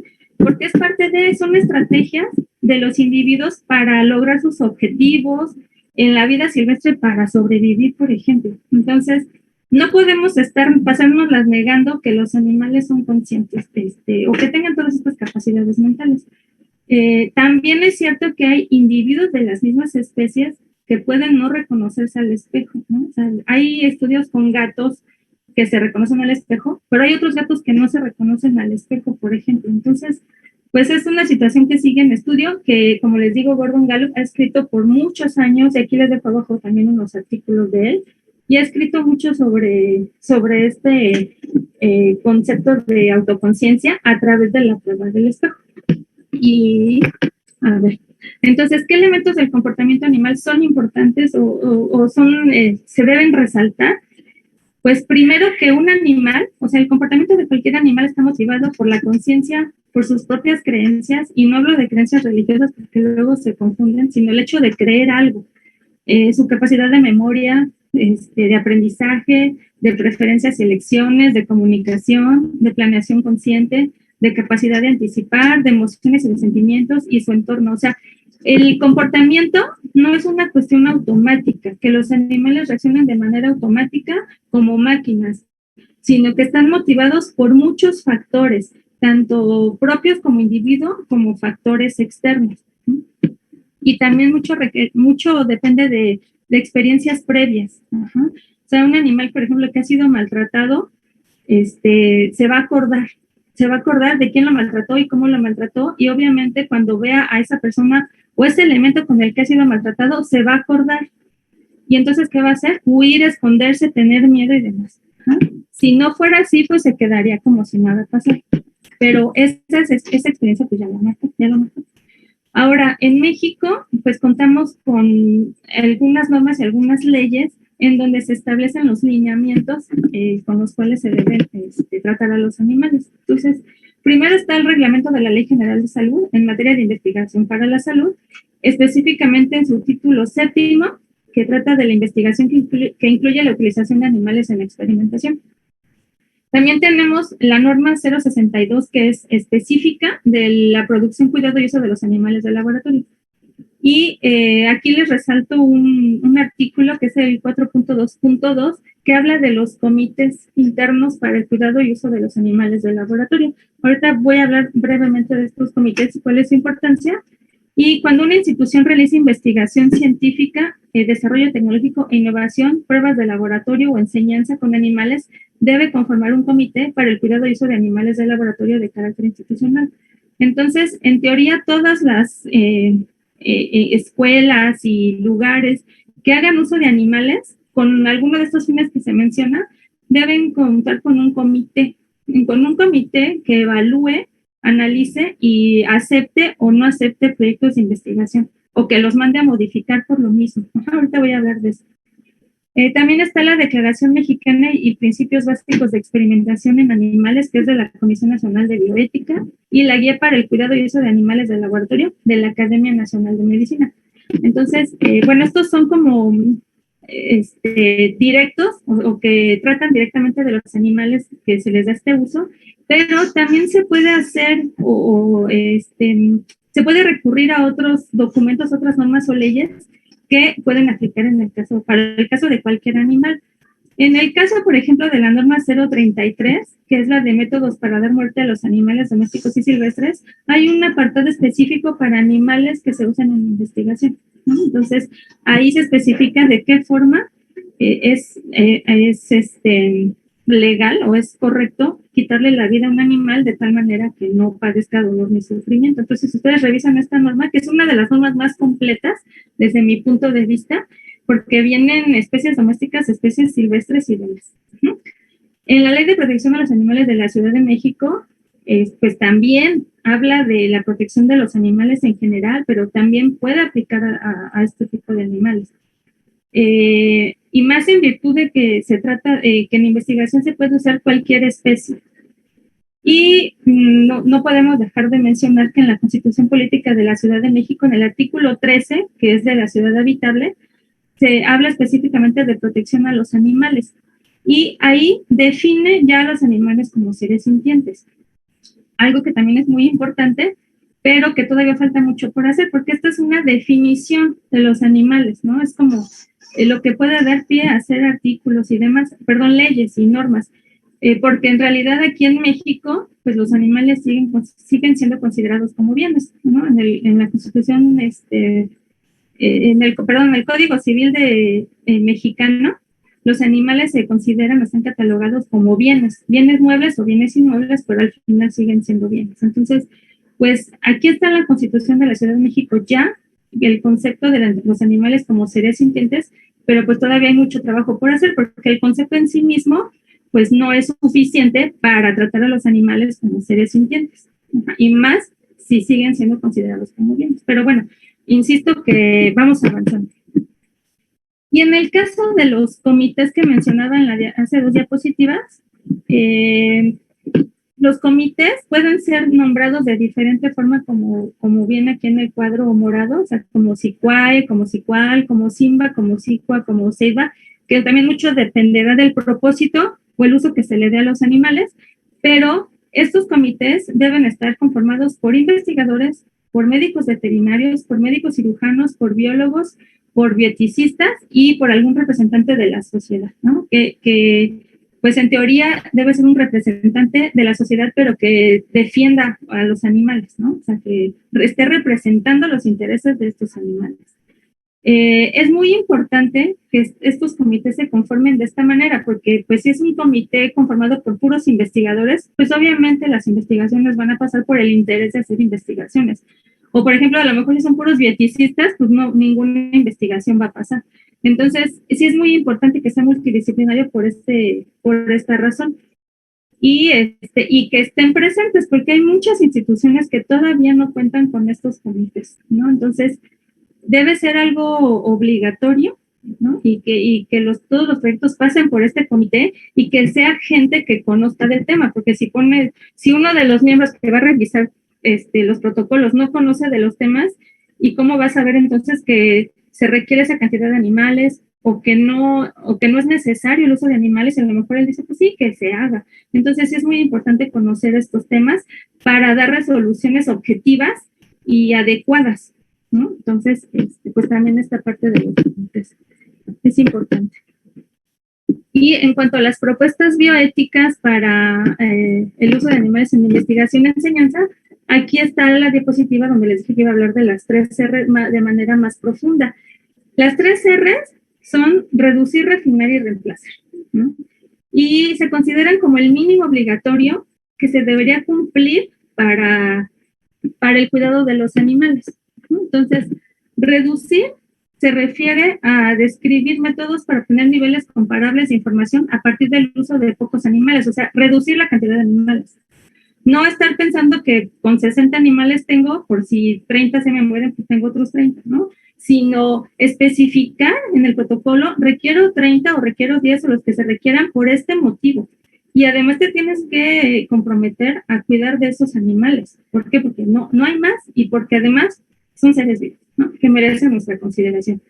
Refinar son métodos que alivian o minimizan el dolor y la angustia para mantener el bienestar de los animales. O sea, todo lo que se refiera a qué métodos voy a utilizar, o voy a utilizar analgésicos, cómo voy a reducir el dolor en esos animales, ¿no? Durante la cirugía y postoperatorio también.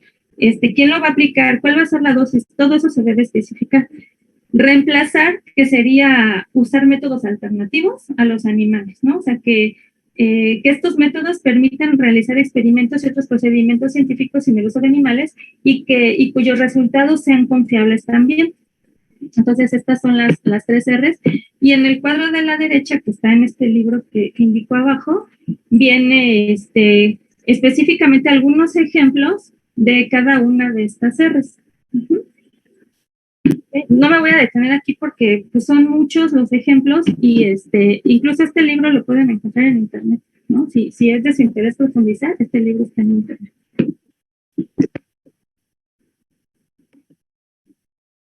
Aquí hay, por ejemplo, algo más práctico y más visible en cuanto al reemplazo en la práctica de medicina humana, pues ya existen algunos maniquíes o domis que se utilizan en vez de utilizar animales. Entonces, son prácticas que ya se han descrito que son didácticas para los estudiantes y que pueden aprender, ¿no? Lo que se vaya a enseñar en esas prácticas. Entonces, ya están siendo más difundidas, ya se está difundiendo más este uso de maniquíes y están siendo o dando resultados favorables. En el caso de medicina veterinaria, por ejemplo, se tienen estos domis o estos maniquíes que se utilizan para realizar diferentes prácticas. En el caso de la imagen superior izquierda, que se llama, esta perrita se llama Emily y sirve para practicar reanimación cardiopulmonar. Ajá. O en la imagen inferior a esta, que es cómo realizar una, ay, se me fue el nombre. Ahorita me acuerdo, perdón. Y en la imagen del lado derecho, pues un parto, cómo asistir a un parto sin la necesidad de hacer uso de una vaca con su respectivo becerro. De colocar una sonda endotraqueal, perdón, en la imagen del lado izquierdo, ¿no? O sea, el colocar una sonda endotraqueal en esta alternativa sin la necesidad de usar un animal vivo.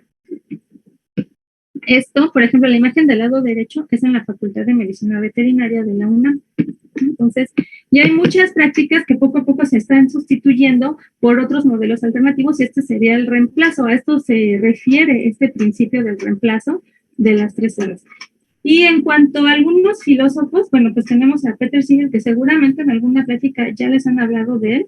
¿Por qué? Porque pues, es un filósofo muy influyente, muy importante en nuestra época, y que él escribió este libro de liberación animal, y bueno, ha escrito muchos otros libros y artículos y demás, pero en particular este libro de liberación animal es uno de los libros más leídos, no solo por el sector académico o estudiantil en general, sino por la sociedad en general. ¿Por qué? Porque ha hecho o colocó en este libro un lenguaje tan comprensible y puso sus ideas tan fácil de entender que ha llevado a muchos movimientos y demás este filósofo. Entonces, yo les resalto aquí una de sus propuestas que es como de las más que abrazamos más, sobre todo los médicos veterinarios, porque basa sus propuestas en una cuestión científica, que es la posesión del sistema nervioso central. Entonces, él dice que tener un sistema nervioso central es una condición suficiente para que un individuo pueda experimentar placer y dolor, ¿no? Y entonces, cuando un individuo tiene esta capacidad de experimentar placer y dolor, posee intereses. Y no es correcto ignorar esos intereses. Ajá. Entonces, él lo establece en estos términos de intereses. Y cuando un individuo tiene intereses, podemos hablar del principio de igual consideración de intereses, que con este principio Peter Singer nos invita a considerar con la misma importancia las necesidades de todos. O sea, no es que les demos un trato igual a todos, porque eso sería injusto, pero sí considerar con la misma importancia los intereses de todos. Entonces, si yo considero con la misma importancia que consideraría mis intereses las de los ratones, conejos, cuyos primates, gatos, perros que se utilizan en investigación, pues entonces estaría siendo justa. ¿Por qué? Porque les estoy dando esa importancia que se merecen en su calidad, en su condición de seres vivos de los animales. Y otro autor, pues que creo también que ha aportado ideas muy, muy tangibles, ajá, es Paul Taylor. Paul Taylor, un filósofo estadounidense que en este libro de Respect for Nature planteó una serie de principios que nos ayudan a resolver conflictos con los animales. Y aquí está el principio de proporcionalidad que mencionaba hace rato con el ejemplo que nos puso la compañera del perro, de si lo atropellas o no. Y entonces este principio nos dice que cuando hay un interés básico de los animales versus un interés primario o secundario de los humanos, pues le deberíamos dar prioridad a los intereses de los animales. ¿Por qué? Porque es un interés vital. También propone el principio de mínimo daño, con el cual nos invita a reducir al mínimo los efectos negativos en los animales. O sea, cualquier práctica que vaya a hacer con los animales, debes buscar por todos los medios que sea lo menos dañina para el animal. Y siempre y cuando sea una práctica necesaria, claro. Con la justicia distributiva, pues lo mismo, se aplica cuando entran en conflicto intereses básicos de todos los involucrados, y entonces, ¿de qué forma voy a distribuir de manera justa los recursos con los que cuente? La justicia restitutiva se requiere compensar o reparar el daño al individuo afectado. Sí, cuando yo le ocasiono daño a un individuo, insisto que sea un daño, a lo mejor, por ejemplo, voy a volver al caso del perro atropellado. A lo mejor no hubo forma de que lo evitara y lo atropelló, porque si daba el volantazo para la derecha o para la izquierda iba a resultar un accidente peor y a lo mejor hasta se le lastimara. Entonces, ya lo atropelló. Una actitud, digamos, justa desde esta perspectiva es, pues, ir a ver qué pasó con el perro, o sea, no y seguirte, ya lo atropellé, ya ni modo, sino detenerte, a lo mejor sigue vivo y entonces justicia restitutiva sería, voy a llevarlo a que lo atienda un médico veterinario, ¿no? Eso sería un acto justo, o sea, no te quedas nada más como, pues ya ni modo, se me atravesó, haces algo por ese perro. Y la justicia retributiva, que sería regresarle a los animales algo de lo que hemos tomado de ellos.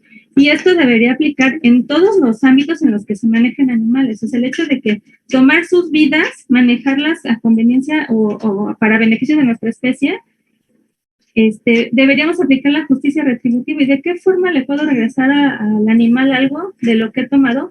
Pues dándole una buena vida, incluyendo una buena muerte también.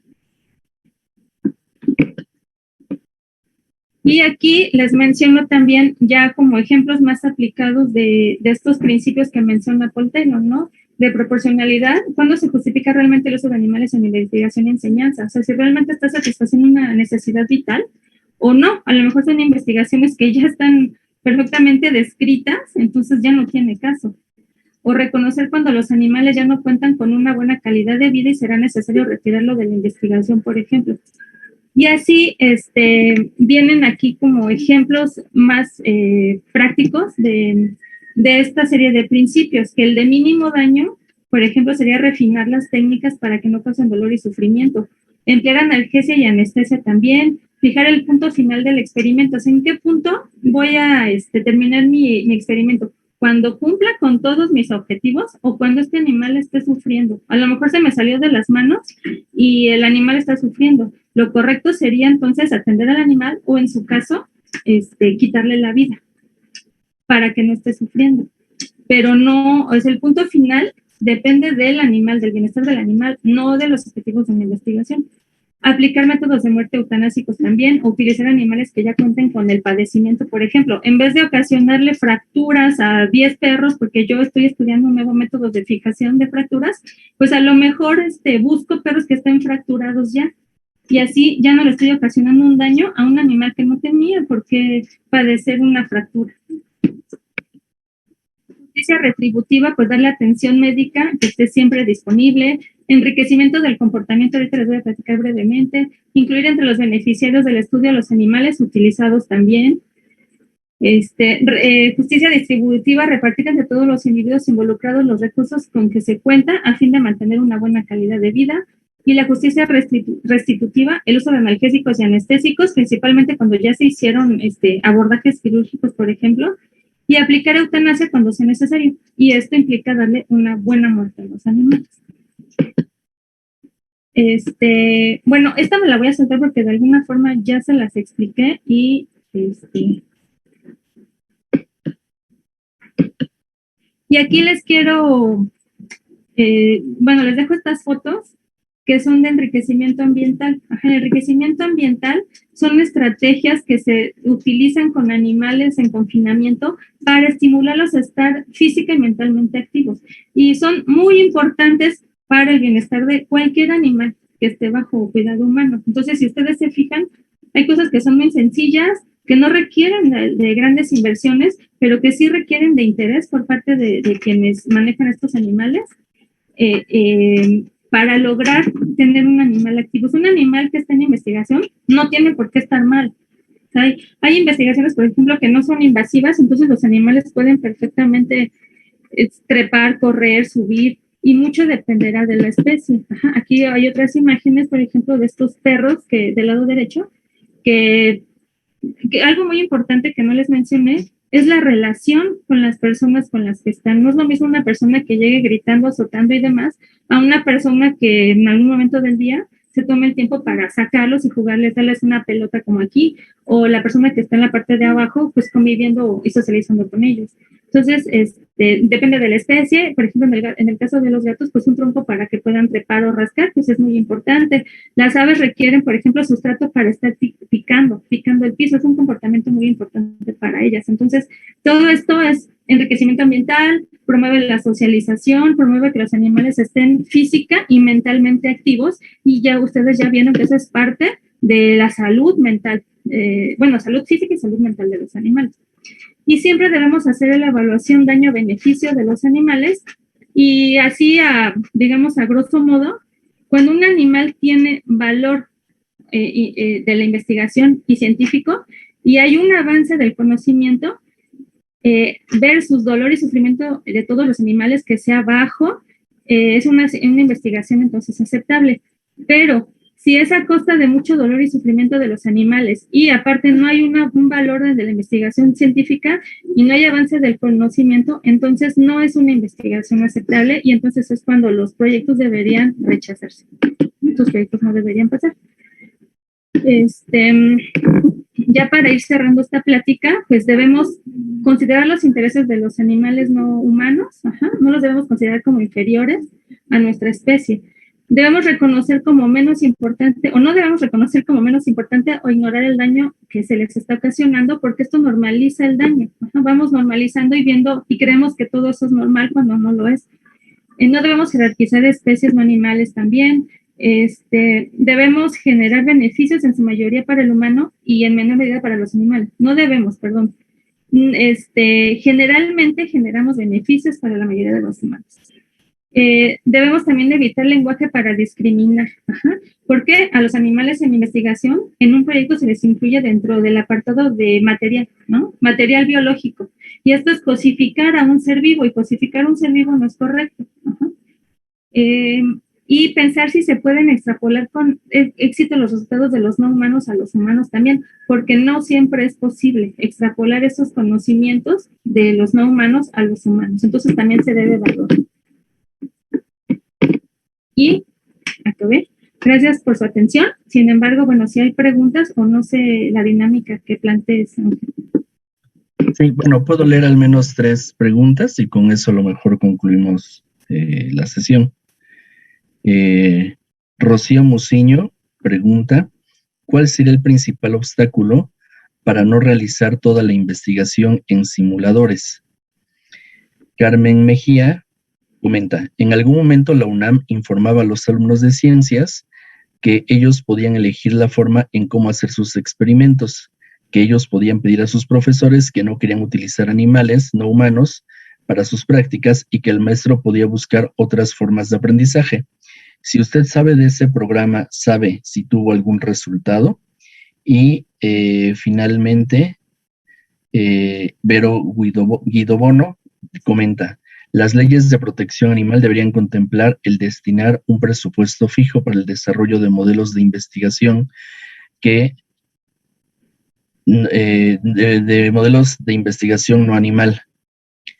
Así habría más interesados en desarrollar estos productos y se utilizarían menos animales en investigación. Gracias.